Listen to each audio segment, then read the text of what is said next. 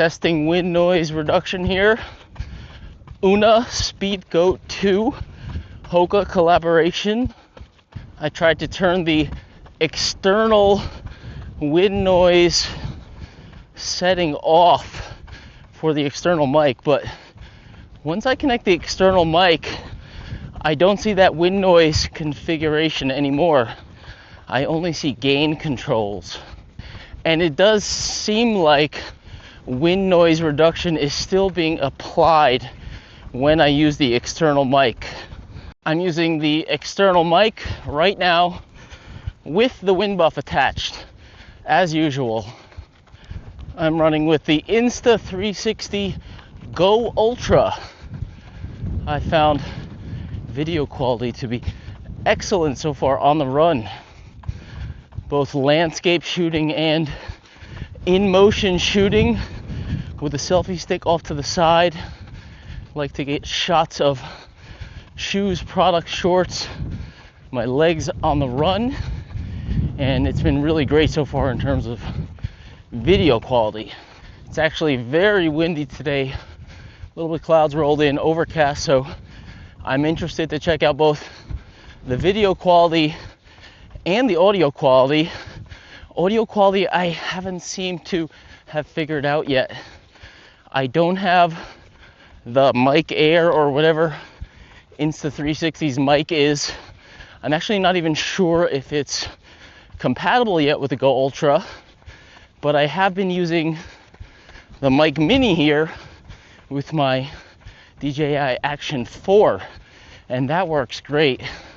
With the wind muff here, I seem to get really immersive sound. My voice is clear, seems to knock down the wind a bit, but give enough background noise, even the footsteps on the ground, crunching on rocks, things like that. It seems to maintain a lot of that sound, which I find feels more immersive for the types of videos and on the run reviews that I do. You can see the wind blowing here. Very curious to hear how this sounds. Another thing I've also noticed with this one is they have voice commands to start and stop the video. And you know, I normally have the camera out on a little mini extension, and I found that it's nice to be able to stop it so I don't have to cut out any herky-jerky motion at the end of clips. Of course, it still records the stop command, so I do have to cut that out anyway, but at least I know it's going to be smooth in terms of the editing, the video footage that is. But with this one, I'm not quite sure where it's getting the stop command from, because if I have the camera out on an extension, sometimes it doesn't pick up my stop command. But I would imagine that with the Bluetooth mic connected, it should pick it up no matter how far away I have the camera. You know, within reason, of course. It's still in my hand on a little selfie stick. But I found that, let's test it right now actually. Stop recording. I said it quite loud and emphatically that time, and it worked. Let me try one more time. Stop recording. Maybe I'm wrong on that one because it worked both times, but I'm sure I've noticed that before. I had it holding it out and I said stop recording and it hasn't stopped. I actually just said it right now and it didn't stop. Stop recording. Did stop the second time there, so I don't know. It's a little, seems to be hit or miss. One thing I was super interested about with this camera is they have a little ring with a button on it, and that just seems like money for the type of filming that I do.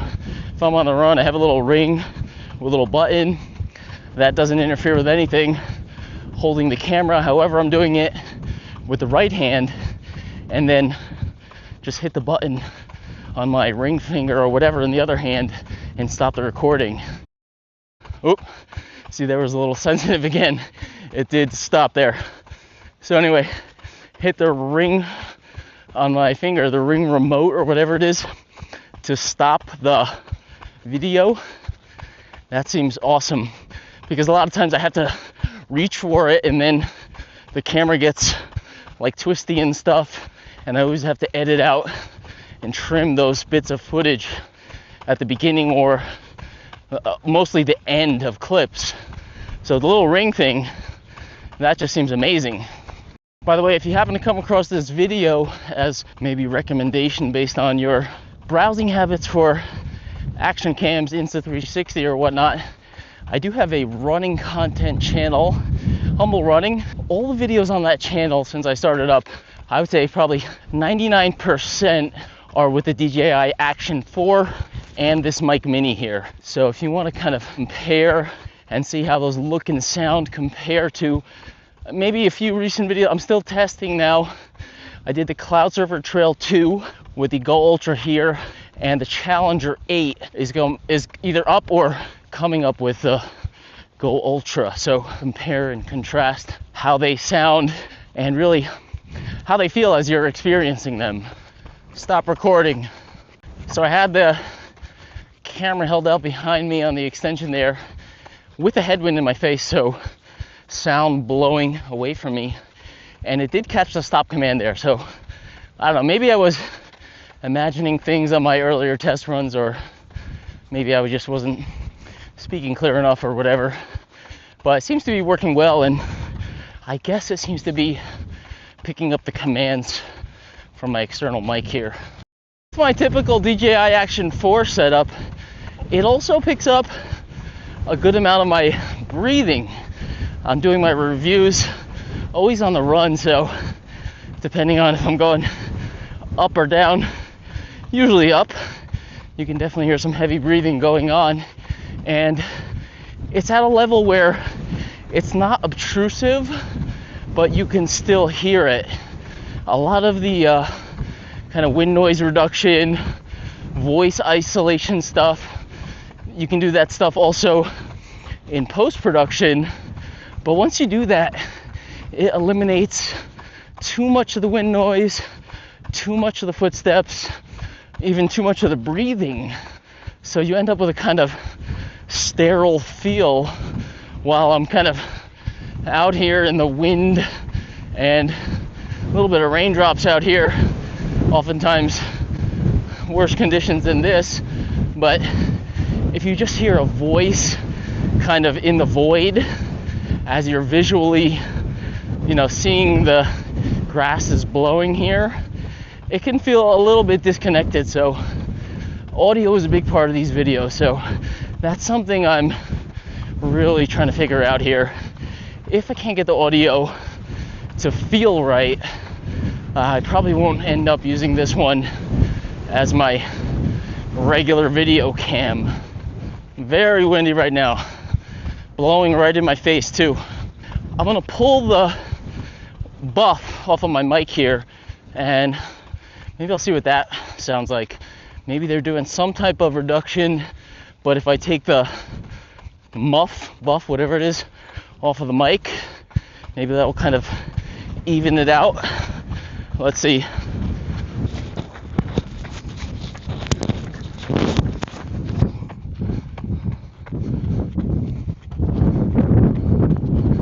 How's that sound?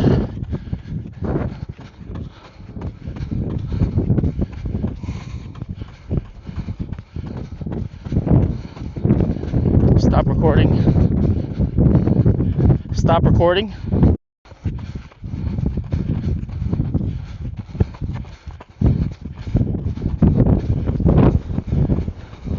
So it didn't pick up my stop command as easily that time, which seems to confirm that it is getting that from the mic itself, but also may lead me to believe you may be hearing a lot more wind and background noise right now. I'll film a little bit more like this before I put the muff back on. Stop recording? Yeah, see? Didn't go there. Stop recording. All right, so I'm about to switch from mainly headwind to a tailwind and see how different that sounds.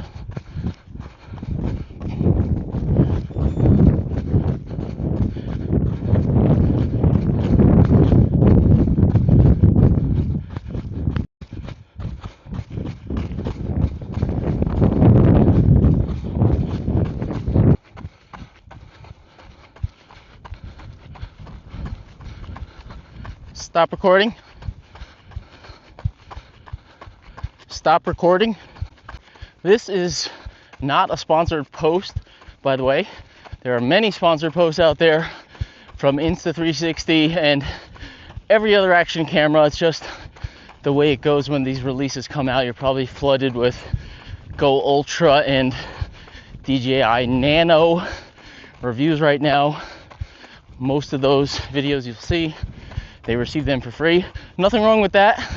I am reviewing shoes that I receive for free, so there's no issue with that. But in terms of this camera here, again, I've been primarily filming with the Action 4, and I also have the Go 3S and the Go 3. When those came out, I was like, wow, this is amazing. I can have a little thumb size thing. Don't have to carry this big camera. This is gonna be great, but there are just too many missing features with those small cameras. For the main thing, the image sensor is too small. Image quality not as great. Go 3S is 4K, but with a much smaller sensor, a lot of jitter, a lot of blur around the edges, just not really comparable to my Action 4. Also, no external mic support, which is huge downside. Once I started using this one, it was a complete game changer in terms of fiddling around with audio post-production. Now I pretty much don't really do anything unless I put it in a weird spot and have to adjust the section up or down. Also, battery life pretty poor. I'm filming these reviews and try to film a lot of clips and cut stuff together. But I do like those cameras to tuck in my vest or waist belt sometimes when I'm racing, because I don't film races in a vlog type format. But if the camera is thumb size, it's just pretty easy to pull that out and grab a few quick clips here and there. Nice scenery, maybe shoes or gear in action, and it doesn't really interfere with my racing. Again, I'm mostly doing long ultra, so what's the big deal? Most people carry a phone anyway. So I found those little Go 3S cameras good for that, but they're actually also kind of wonky. Sometimes the button always presses and turns on by accident way too much, and then they seem like they die way earlier than they should, and it's just sometimes the buttons don't work. When I'm halfway through the race, it's just really difficult to manage. So I figure with this one, at a minimum, much better for those type of scenarios. Grab some race clips and then edit them into some of my reviews, shoes that I'm testing, or recap videos, whatever I'm doing. So with the Go Ultra here, image quality I find has been excellent so far. Pretty much on par with my Action 4. Now, I don't know about 5 or 6, but my Action 4 looks pretty darn good, and I'm happy with that. So if I could get to that level in kind of a compact size like this, that would be great. External mic, of course, I've been testing. Need that at this point, so it's also a game changer. And the pod itself with the flip-up screen, very, very handy. I do a lot of close-ups on the trail, so sometimes I'm out of frame and stuff. Hard to make sure I'm in the middle.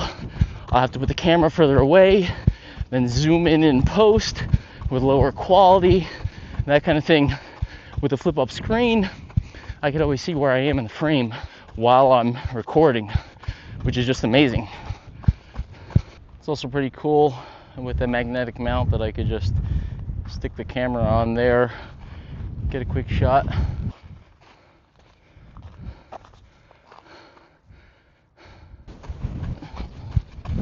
Also pretty cool that I could take this camera with me on the run, and without the whole pod with the screen and everything, if I just want to catch some quick clips, or maybe you never know where you're going to run into on the trails, wildlife, stuff like that. So sometimes it's cool to have a little something just in case. Also, if you get attacked by a dog or something like that, which seems to happen to me a lot. I'm approaching 50 minutes on my run here, and I've been filming all these clips throughout. So the battery life of The camera itself here seems pretty good. I thought I read you can get 70 minutes, but I am not certain if that is for 4K or lower quality. But I'm not filming continuously.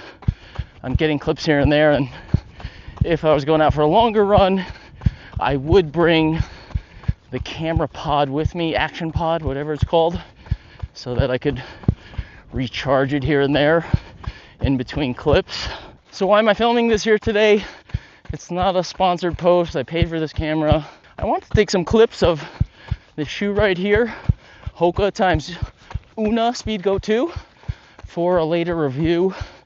I'm not really prepared to do the full review yet, so I thought maybe I'd film some clips. I could throw them in there, and with the wind as it is, I brought this along just for the kind of wind noise aspect. Sometimes if I record with just the camera, I haven't tested this one yet with the reduction without an external mic, but sometimes if I bring just the camera, the wind noise is just howling. But again, if I wanted to clip that into other reviews, I wouldn't use the audio anyway. So in any case, I figured I would give it a test here. And then I thought, I do get a lot of questions, people asking me what I film with. I thought I'd maybe talk about one aspect on the run here. This is the new camera. The audio aspect is really a big part. So I don't know, is that an answer? There's no good reason. There's no real reason. I'm just doing this. Another option that I thought of, DJI did come out with a new Mic 3, and apparently it's pretty small, like the Mini here, and I think it records internal audio on a separate channel. So it's possible that maybe I could get the video and audio here through the camera, or going from the mic through into the camera, and then also have a separate audio file straight from the Mic 3 if I did want to try that, and maybe that would give me audio sound that I like. I have no idea how that will work. That may be a pain to process in editing. I'm not sure how you get that additional audio track. Do I have to download it from the mic itself separately, or does it go into the video file? I'm not certain on that. I'm not a camera expert. I just use what I use to make it work for these videos that I make, but that's something I thought of. By the way, Insta360, if you are watching this, this is running related gear and content reviews, whatever. If you would like me to test out your new little mini microphone and compare it to this one from DJI, I'm open to that. So I am gonna carry on back here. This is not a full review. Many features of this camera that are interesting to me and for what I'm doing here on my channel. Just want to get into the audio a little bit here. Let me know what you think down in the comments. Maybe I can do some more follow-ups on camera gear, on the run filming this camera, other stuff that I've got going on. Let me know. Could be fun.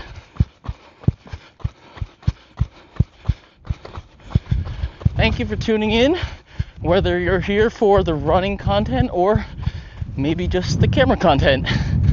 By the way, keep an eye out for the HOKA x UNNA Speedgoat 2 review.